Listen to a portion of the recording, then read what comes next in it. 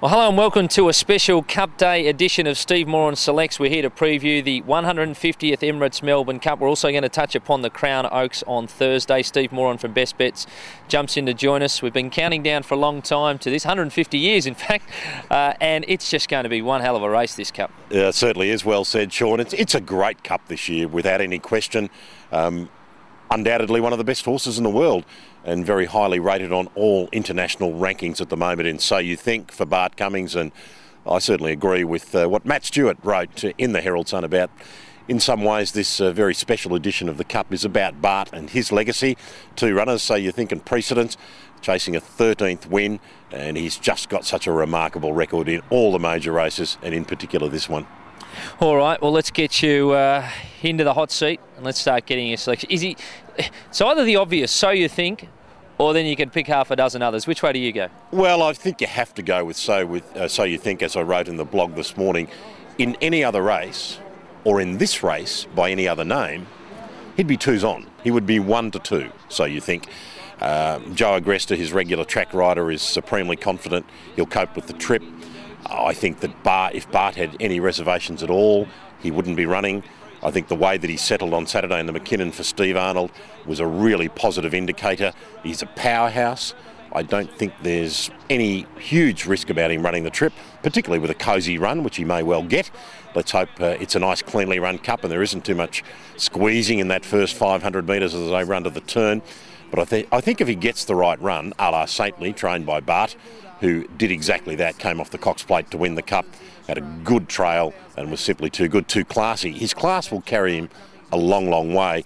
And you tend to forget the fact that since Saintly, we've only had Makybe Diva win the Cox Plate and run in the Melbourne Cup. So they're the only two horses, Saintly and Makybe Diva, to win the Cox Plate and then run in the Cup in that period of time. And they both won. They had that class factor.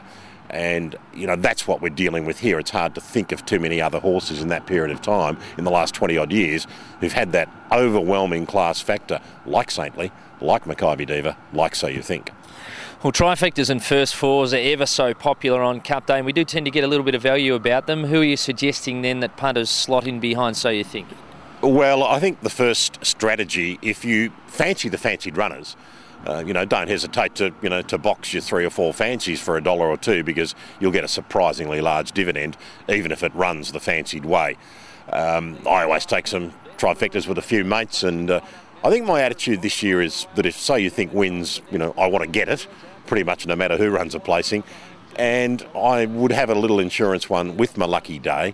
I mean, that was a freakish win in the Lexus on Saturday. That's as good a win as I've seen in all my time going to the races. That's how good I thought it was. That's a big statement. It was amazing. I mean, he's run past horses who've got terrific current form.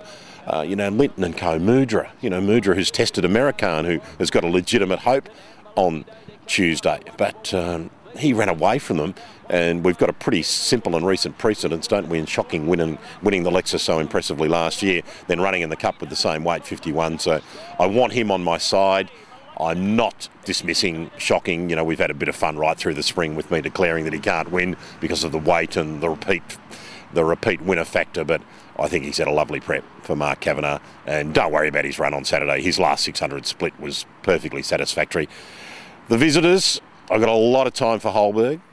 Frankie getting down to ride him at the 53.5. He did beat Managar by 6 lengths, 4 runs back. Now, I know he had a weight pull that day and Managar wasn't probably fully wound up, but it was still 6 lengths. A bit like Mr. Chard on Saturday, wasn't it? He easily beat Skilled. We all wanted to back Skilled to beat him, including me. That just might be terrific form. And American and Managar, whom we've seen here, they've had the run. It's the formula of recent years. You must respect Luca Kamani with Managar. And it's hard not to be enthused by Gerald Marseille's enthusiasm with American, is it? The other runners, Illustrious Blue, I think he'd prefer firmer ground. Ditto Tokai Trick, Campanella, just nice horse, but could he carry 56 and beat Shocking, or So You Think, at that level of the weights? I wouldn't have thought so. Mr. Medici will run a solid race. He'll be there. Can he win? I doubt it, but he's probably a top 6 candidate. So, terrific race. Yeah, it certainly is. Well, how do we build a bank for the Cup? Have you got some best bets for us? Well, I like Dance of the Ocean, race 6, number 9. A bit of odds in early markets. A terrific run at Caulfield, suited by the step to this trip. One start on a slow track for a win, so I think it's nearly the best, and it's a little bit of value. Dance of the Ocean. Well, that comes up before the Cup, so that's a good one. What about Each Way and Ruffy? Yeah, well, early in the day, same race. Race 2, number 4, Royal Commands, and race 2, number 15, Influential Miss for Pat Carey. Now, Royal Commands at Caulfield, they whacked the blinkers on, stepped up in distance for the first time, and she went bang. I think she'll be mighty hard to beat, and Influential Miss was able to win second up at Cranbourne, and I think she's a little underrated, so she'll be big odds. You know, she'll be 33 to 1 minimum.